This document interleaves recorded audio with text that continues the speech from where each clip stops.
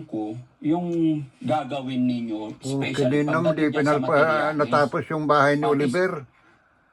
Kinuha mo na yung mga simento, Oh? mga hollow block. simento, Ay, galing yan putangin ng ansing na to, nakaka-high blood. Akala ko kasi hindi mo na itutuloy. Putangin na tong babae na to. Yung mga sobra. Nagrago mga Wala, ron. Nanay Ansing. Hindi magandang tignan talaga. Hindi pa tapos yung bahay ni Oliver. Ayo, Lahat kininam. ng bagay, pakikisama ko talaga sa inyo dahil gusto ko matuloy yung bahay ni Kuya Oliver. Lukcho, Pero kinina yung natin makapa-high blood. ganitong nangyayari, nakakagalit po, nakakainis po, nakaka-disappoint. No? So, kinina mo. Dati Frankie, kung nagagalit ka, akala ko kasi hindi mo na itutuloy eh. O kahit hindi na matutuloy, hindi mo kukunin. No, Nakakainis po. kininam. Nakabwisit, sa totoo lang. Kasi Ang kapal mula ng noon hukat ng hanggang babae na ngayon, ito. nauunawaan ko yung mga hingi-hingi. Pero ito, Nanay Ansing, yung pagkuha, hindi na po talaga maganda. Putangin na itong babae na ito. Pati simento pa. High Hindi blood alam ni ako Purman dito. yan. Ang sinabi lang sa akin ni Purman, hollow blocks. Pati simento pa pala. Kinina mo. Kasi kung talagang hindi matutuloy, pag-uusapan pa rin, di ba? Pero wala Ang kapal ng mukha tong babae na to. Pa lang tayo nila, Kuya Gigi. Mga babay, nilokano ka pa yung mga Kaya rod. pala sabi ni Puriman, nag-order siya ulit kahapon, nagparating siya ngayon kasi nagkulang. Ilocano pa yung mga archo, kinina natin mga babae. Kaya yung bahay ko nang itutuloy ko sana eh. Oo, kininam. sanggala talaga nakakainit na.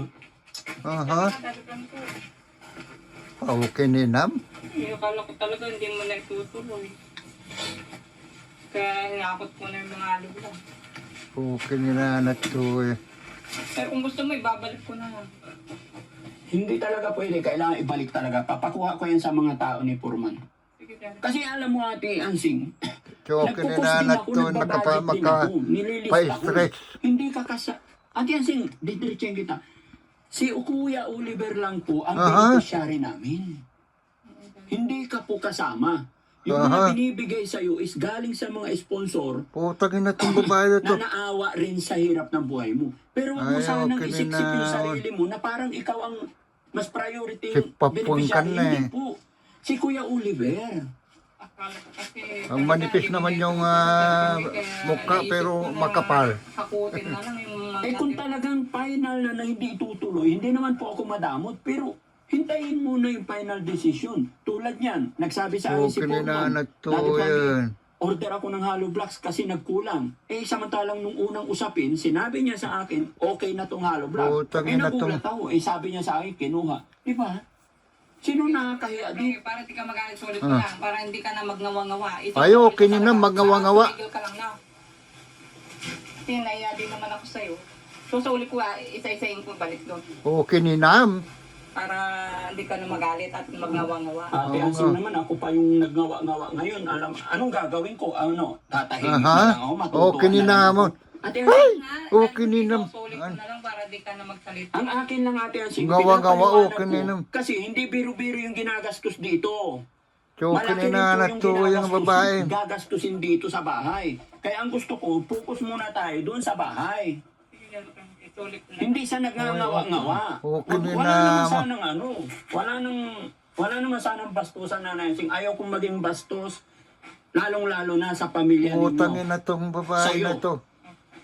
Nire-respeto ko kayo, pero sa ganitong sitwasyon, hindi maganda. Baka ako talaga ang tuluyang magbaback out dito. Ipapahinto ko talaga yan. Kung ganyan na ako pa yung, after all ng kabutihan ginagawa ko, ako pa yung nagngangawa-ngawa dito. Huwag mo nang yan, Daddy Diba? Frankie. Si Kuya Oliver, ang iniisip Wala ko nang yung kapakanan niya.